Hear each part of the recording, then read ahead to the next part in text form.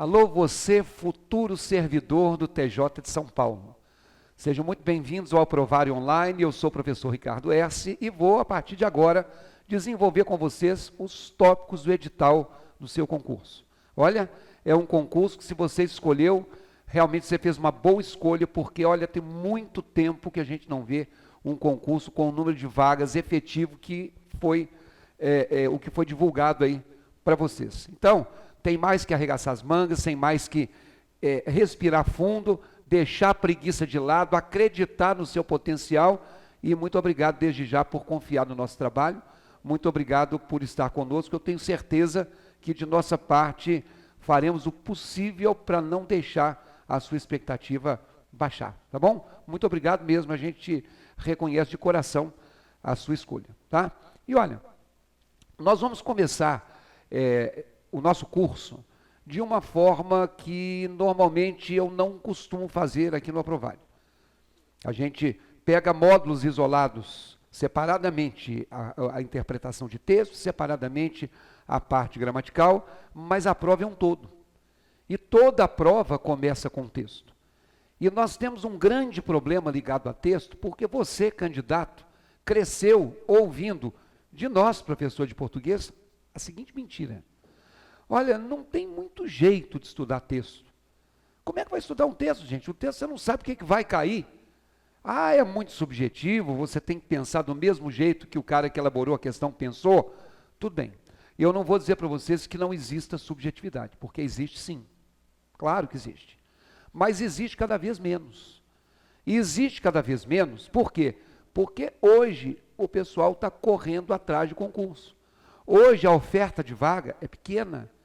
Hoje a instabilidade econômica do país fez com que muita gente da iniciativa privada queira mudar para o setor público.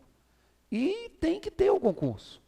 E aí, gente, se começar com questão muito cheia de porém, com questão muito truncada, sabe o que vai acontecer?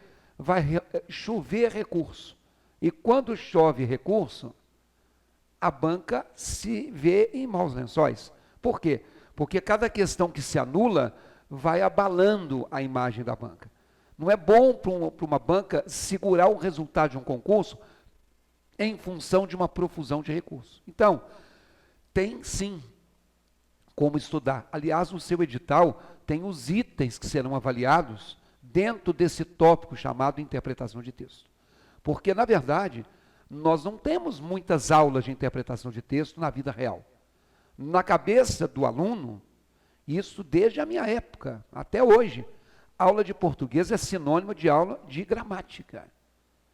E aí, quando o professor fica dando confiança para o texto, tem gente que reclama: pô, o cara está enrolando, está dando aula de texto. Para que eu quero isso? Eu quero aprender o que é objeto direto. Pois é, você está aprendendo no foco errado. Sabe por quê? Porque você não aprendeu a ter malícia ao longo da sua vida. Quando você era mais jovenzinho, quando você estava no ensino fundamental, lá no início mesmo, as questões de texto eram questões assim: onde se passa essa história? Aí você voltava ao texto e estava escrito assim: na fazenda do senhor Joaquim. Isso não é questão de interpretação. Isso é questão de releitura. Lá atrás, tudo bem. A criança tem que aprender a buscar no texto referencial.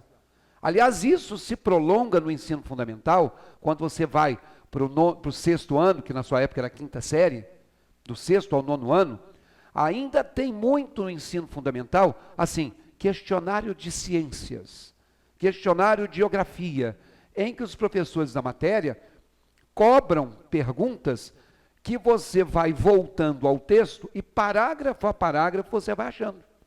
Mas por que você vai achando? Porque isso é uma maneira de te ensinar a fazer esquema. Isso é uma maneira de te ensinar a fazer resumo. É importante? É importante, claro. Mas aí você chega na prova de português e aí as coisas não evoluem. Eu me lembro quando eu dava aula para o ensino fundamental, tinha assim, semana de prova. Então a escola dava as aulas até o intervalo. Após o intervalo, a escola inteira fazia a prova de uma determinada disciplina. E nós, professores, íamos de turma em turma perguntando se havia algum problema. Quantas vezes eu entrei numa sala e falei: gente, Alguma dúvida? Alguém levantou a mão? Professor, é para a gente responder com as nossas próprias palavras? Aí eu virava, não, você traz sua avó aqui que ela vai responder. Hoje eu vejo, ignorante eu sempre fui, mas eu era pior. Porque hoje eu vejo que quando o menino fazia aquela pergunta, ele estava me dizendo o seguinte, sua prova é uma porcaria. Porque eu quero saber o seguinte, eu copio esse pedacinho que eu achei aqui, ou eu tenho que elaborar? É isso que ele estava querendo saber. Ou seja, se eu fiz uma questão em que ele voltou ao texto e achou, a questão não é uma questão de interpretação. A questão é uma questão de verificação de leitura, só. Não vou dizer que não tenha isso em concurso, tem. Mas tem pouco.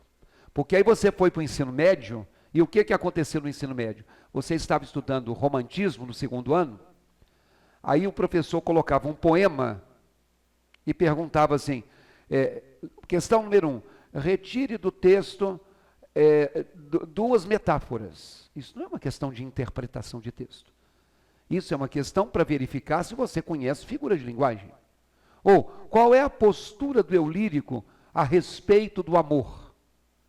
É naquele poema, em todos do romantismo, a postura é a mesma.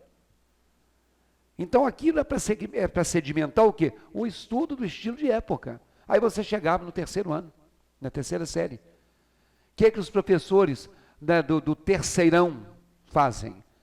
Eles pegavam de vestibulares de anos anteriores, como nós aqui pegamos prova de concurso de anos anteriores, para você treinar.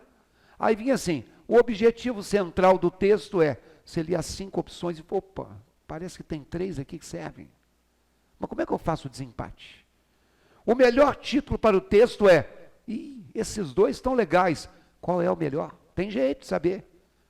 Então, gente, esse tipo de malícia é que ninguém te deu ao longo de sua formação. E aí, em cima da hora, você fala, e agora? Aí o professor, para ficar livre, para não gerar polêmica, para poder o tempo correr, vai chuchando gramática em todo mundo, que é mais fácil. Dá menos trabalho. A gente fala de uma coisa com a qual a gente lida a vida inteira, todo dia. Ainda mostra, eu sou o poder, eu sei o que eu estou falando. Então é isso. Acho que você devia pensar um pouquinho sobre texto e ouvir as dicas que a partir de agora nós vamos te dar. Olha aí na tela comigo. Eu peguei aí um concurso que aconteceu este ano de 2017, porque aqui no Aprovário nós não aproveitamos aula. Eu acho que é uma questão de respeito a você que escolheu o nosso trabalho. A gente tem inúmeras aulas de arquivo, mas todas as questões que nós formos trabalhar aqui serão questões da banca escolhida. Porque você já tem um concurso com banca escolhida. Então, isso é ótimo, porque aí a gente não perde tempo com coisas que esse concurso não aborda normalmente. A gente já vai direto no foco. Estudar focado e com data marcada para a prova é excelente, porque você não tem aquela morosidade. Não, depois a gente vê, depois não, é agora. Então, quando tiver a questão de 2017, eu vou usar a questão de 2017. Quando não tiver, eu vou pegar de 2016. Mas não adianta pegar a questão de 2008, 2006. Quando muitos, for uma questão excelente para explicar algum conteúdo. Mas, de um modo geral, nada feito. Tá bom? Então, pegue aí comigo na tela e olhe o texto 1 desta prova de 2017. Ele diz assim: muito antes de haver história, já havia seres humanos. Animais bastante similares aos humanos modernos surgiram por volta de 2,5 milhões de anos atrás. Mas, por incontáveis gerações, eles não se destacaram da miríade de outros organismos com os quais partilhavam seu hábitat. Em um passeio pela África Oriental, de 2 milhões de anos atrás, você poderia muito bem observar certas características humanas familiares. Mães ansiosas acariciando seus bebês e bandos de crianças despreocupadas brincando na lama. Jovens temperamentais rebelando-se contra as regras da sociedade e idosos cansados que só queriam ficar em paz. Machos orgulhosos tentando impressionar as beldades locais e velhas matriarcas sábias que já tinham visto de tudo. Esses humanos arcaicos amavam, brincavam, formavam laços fortes de amizade e competiam por status e poder. Mas os chimpanzés, os babuínos e os elefantes também. Não havia nada de especial nos humanos. Ninguém, muito menos eles próprios, tinha qualquer suspeita de que seus descendentes um dia viajariam à Lua, dividiriam o átomo, mapeariam o código genético e escreveriam livros de história. A coisa mais importante a saber acerca dos humanos pré-históricos é que eles eram animais insignificantes, cujo impacto sobre o ambiente não era maior que o de gorilas, vagalumes ou águas-vivas. Foi tirado aí de um livro chamado Sapiens, uma breve história da humanidade. Então a primeira coisa que nós vamos ver é o seguinte, não achei esse texto ruim não, pelo contrário. Achei um texto interessante. Achei um texto de um tamanho bom. Não é aquela coisa que você lê, sabe aquilo quando você vai fazer prova, que você abre e bate o olho na primeira página, dá aquele desânimo, aquela dificuldade de você concentrar, aí você chega no final da página com aquela impressão, putz, não lembro de nada que está lá para cima. Você passa por isso, não passa? Normal. Esse descontrole sobre a nossa capacidade de concentração é um grande inimigo da gente na hora de fazer prova. Por isso que é uma besteira você deixar para fazer a prova de português para o fim. Não estou puxando sardinha para minha brasa, não. É porque o ser humano normal, eu acredito que você seja quase, pelo menos, o que ele faz? Ele é ansioso. Então você fala assim, poxa, qual é aquela matéria que eu sei menos? A sua curiosidade, a sua insegurança faz você ir lá na frente começar por aquela matéria. Sabe o que é isso? É fria. Porque aí você vai se desestabilizar. Aí você vai bater o olho naquilo que você acha que não sabe, vai constatar que não sabe mesmo, vai esquentar a sua cabeça, vai ficar inseguro, vai queimar fosfato, e a hora que você voltar para uma prova de português que tem um texto, e você não precisaria saber nada para fazer a questão do texto, a não ser ler, você já está cansado. E essa capacidade de concentração diminui. Gente, prova de português não vem a primeira no caderno, não é por enfeite não, viu? Não é porque é para ficar bonitinho começar com o texto, nem porque é praxe. É porque, psicologicamente falando, didaticamente pensando, é o melhor momento. É aquele momento que você entra em contato com a prova, com a cabeça fresca e com a cabeça fria, para ler um texto e conseguir digeri-lo. Cansado, você não consegue. Você vai jogar ponto fora. Repito, não estou puxando a sardinha para a minha brasa. Eu só estou te dando uma dica. Se quiser seguir, siga. Se não quiser, não está mais aqui quem falou. Ok? Segunda coisa, quando a gente tem esse texto tirado aí de um livro chamado Sapiens, muita gente me pergunta assim, pessoal, o que você acha que pode ser tema de texto da prova ou tema de redação? Eu não acho nada. Porque se eu achasse, ou se eu pelo menos desconfiasse, eu não ia te dar de graça, não, eu ia vender.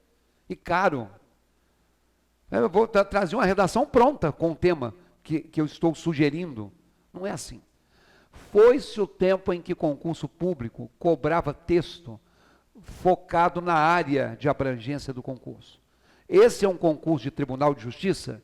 O tema do texto era ligado a algo da sua lida. Hoje não mais. Vocês estão vendo um texto aí que está falando de outras coisas sobre a história da humanidade. Como poderia falar de Big Brother? Como poderia falar de hábitos alimentares da juventude? Como poderia falar de sexualidade humana? Como poderia falar de televisão? Como poderia falar de qualquer coisa? O fator surpresa é importante para a avaliação.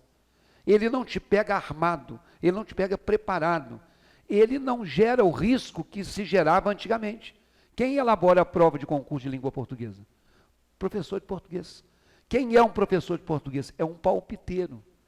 O cara lê um texto sobre psicologia e é metido a falar disso. Ele lê um texto sobre história, ele quer dar um pitaco, e ele não sabe nada. Aí o cara pegava alguma coisa, elaborava uma questão, esquecendo que o aluno, que o candidato, tinha feito curso teórico sobre aquilo.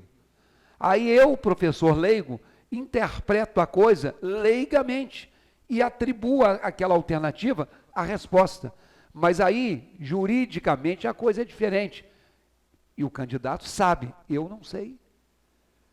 E aí era aquela polêmica, era aquela questão anulada e eles pararam com isso. Então, a César o que é de César. É cada um no seu quadrado. Tá certo? Bom, se você olhar o seu edital, olha o que diz a primeira questão da prova. A ideia central do texto. Antes da gente fazer isso, a gente tem que teorizar um pouquinho. Quando você vê no edital uma coisa chamada tipologia textual, essa tipologia textual é diferente de gêneros textuais. A tipologia é mais restrita, os gêneros são mais amplos. Mas lá no edital tem escrito tipologia textual. O primeiro tipo textual é o que se chama texto descritivo ou descrição. Existem questões de prova que falam assim, o texto escolhido para essa prova, pela sua linguagem e pela exposição das ideias, enquadra-se no tipo, letra A, descritivo, letra B, narrativo, letra C, dissertativo, e por aí vai. Ou então assim, letra B, texto dissertativo expositivo, uma vez que, aí vem a justificativa. Letra D, texto dissertativo argumentativo, já que, aí vem a justificativa. Às vezes o rótulo inicial está certo, mas o que faz com que não seja aquela alternativa é a explicação desse rótulo. É isso que é a tal malícia que eu falei que a gente precisa ter para fazer prova. Então tem que saber um pouquinho de teoria. O que é descrever? É caracterizar. Então, o texto descritivo, ele caracteriza. E ele caracteriza o quê? Ele caracteriza pessoas, ele caracteriza lugares, ele caracteriza objetos. Então, por exemplo, se eu digo que alguém é intelectual, que alguém é disciplinado, que alguém tem 1,80 m de altura, que alguém tem 75 kg de peso, que alguém tem os olhos castanhos, eu estou construindo um retrato, estou caracterizando psicológica e fisicamente uma pessoa. Isso é uma descrição. Então, quando a gente fala em caracterizar, a primeira malícia começa aqui. Tem muita questão de prova que diz assim, o objetivo central do texto é, letra A, caracterizar a partir disso, daquilo e daquilo outro, tal coisa. Letra B, relatar diante de tal situação, outro exemplo, e por aí vai. O verbo caracterizar, relatar, avaliar, ponderar, expor, ele já aponta para a tipologia textual. Às vezes eles não estão cobrando aquele rótulo, mas aquele rótulo vem implícito no enunciado. E aí, gente, a gente que já é PV é puta velha. A gente que já é PV, a gente sabe fazer coisas que você que é PN ainda não sabe. Ou PI, puta iniciante, você chega lá. O que acontece? Houve uma prova da Fundação Carlos Chagas, na época em que estava bombando o concurso TRT da terceira região. Essa prova,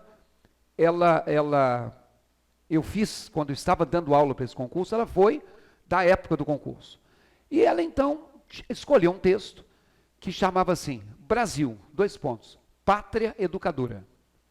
Só que em vez de colocar um ponto final, eles colocaram depois do nome Pátria Educadora, um parêntese com uma interrogação. O que significa isso aí? Isso é até questão de prova. O possível objetivo do locutor do texto, ao inserir uma interrogação entre parênteses no título, qual foi? É de ironizar. É de questionar. Tipo, Brasil, Pátria Educadora. Será? Ou é mesmo? Jura? É isso. E aí, o cara começa a falar da possível farsa que está por trás desse rótulo. Porque é um país que fez uma série de procedimentos para colocar pessoas na universidade, que é uma universidade sem qualidade, e que não valorizou os professores, e que diminuiu o número de percentual para aprovação, e que criou uma série de subterfúgios, de cota, enfim, detonou. Não falo mentira não. Mas foi macho, porque um cara para fazer tem que ser macho. E mais macho é quem coloca um texto desse numa prova de concurso federal. Mas enfim.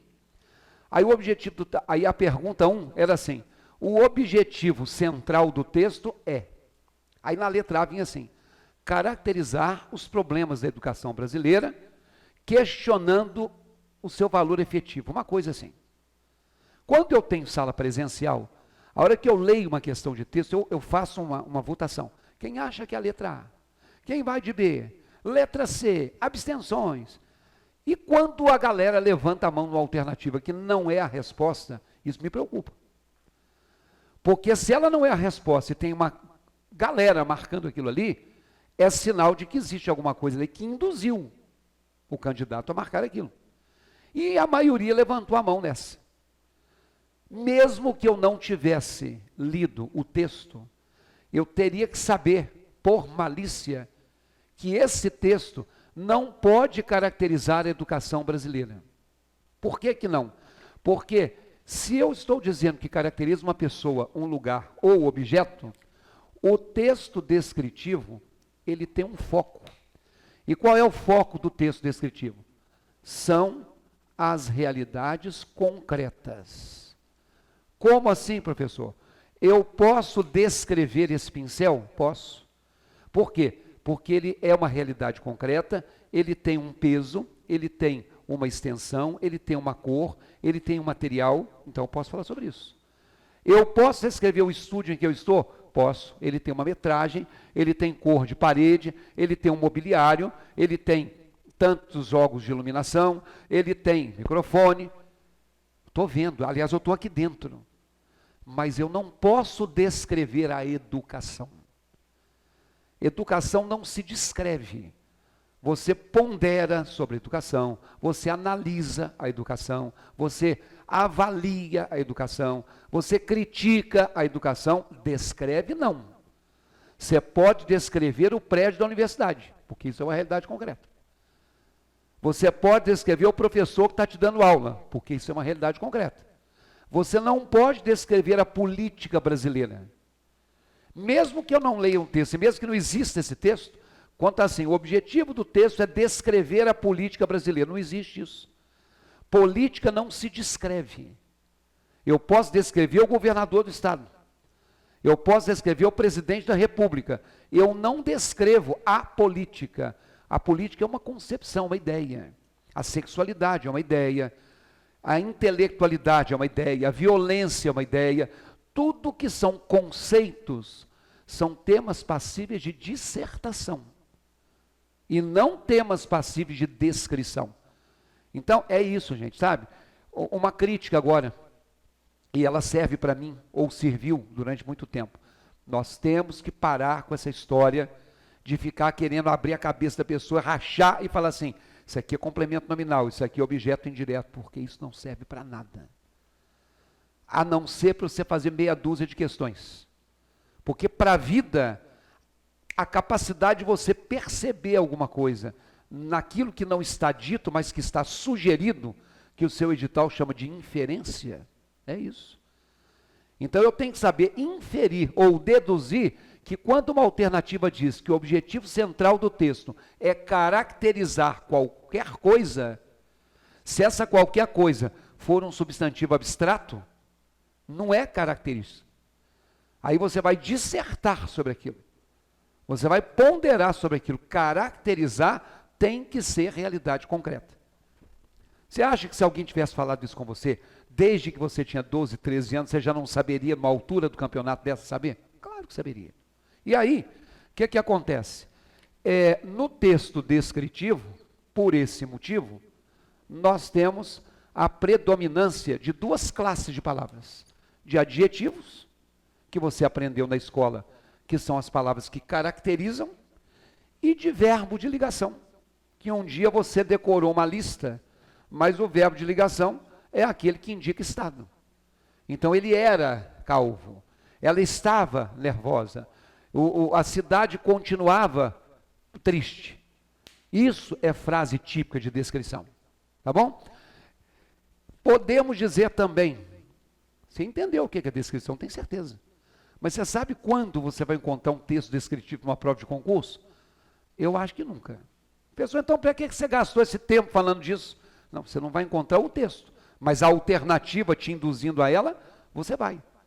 Porque o texto descritivo, na verdade, ele costuma ser parte de um todo maior, que é um texto expositivo. Esse é um outro rótulo que nós vamos levantar. O que é um texto expositivo? Vou te falar depois. Mas um texto expositivo, ou um assunto que você exponha, dentro desse assunto pode haver trechos descritivos. Então o texto não é predominantemente descritivo. A descrição é um recurso para a composição de uma tipologia textual mais ampla. Tá bom? Terminamos assim a nossa primeira aula. Foi uma introdução. Na nossa próxima aula, eu ainda não vou entrar no ponto gramatical número 1. Eu ainda vou terminar de definir para vocês a tipologia textual. Muito obrigado mais uma vez. Arregace as mangas, vamos estudar. Tamo junto. Aquele abraço.